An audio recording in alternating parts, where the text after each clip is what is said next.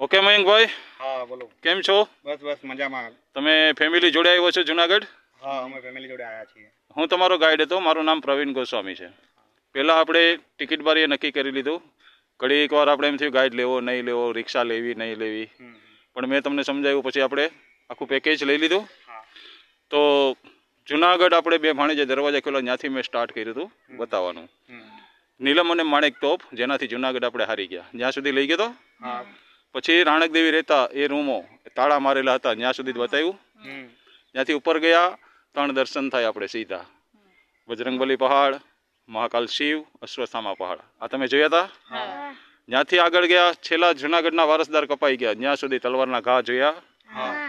ત્યાંથી આપણે આગળ ગયા હતા એ હતી અડી ચડીની વાવ. તો 2 બહેનોના બલિદાનથી ઉપર પાણી જે આવ્યું હતું, 12 વર્ષ અહીંની પ્રજાએ પીધું, તો એ જગ્યા બી જોઈ.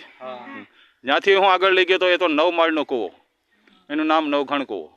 એ પણ તમે અંદર નહીં ગયા, ઉપરથી જોયું. એ પછી આવ્યા એ હતા ધાનના કોઠા, અનાજના ભંડાર. તો કેટલા વર્ષ અનાજ હાલ્યું આપણે સાહેબ? 12 વર્ષ હાલ્યું. 13મે વર્ષે આ કોઠા ખાલી થયા હતા. અને એ પછી અત્યારે ઊભા છે આપણે, પાણીના તળાવ છે. તો આ બધું મેં તમને સમજાવ્યું. આ પાણી ક્યાંથી આવે છે, કોણ લઈ આવ્યું છે, અત્યારે ક્યાં જાય છે, આ બધું કીધું તમને. તો જુનાગઢ વિશે કેવું લાગ્યું તમને સાહેબ? અમે અહીંયા આગળ શું કહેવાય, ફર્સ્ટ ટાઈમ ઉપરકોટ કિલ્લાની મુલાકાત લીધી. અને જે અમારા ગાઈડ છે પ્રવીણભાઈ ગોસ્વામી, એમણે પણ ઘણું સારું અમને અહીંયા આગળ ઉપરકોટના કિલ્લા વિશેની માહિતી આપી.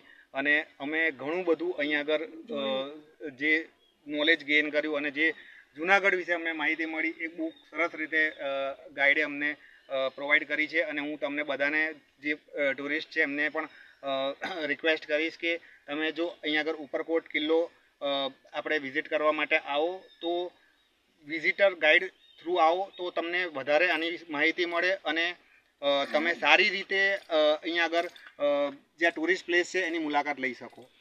જય ગિરનાર. ઓકે સર, ખાલી એકવાર બોલજો, જય ગિરનારી. જય ગિરનારી.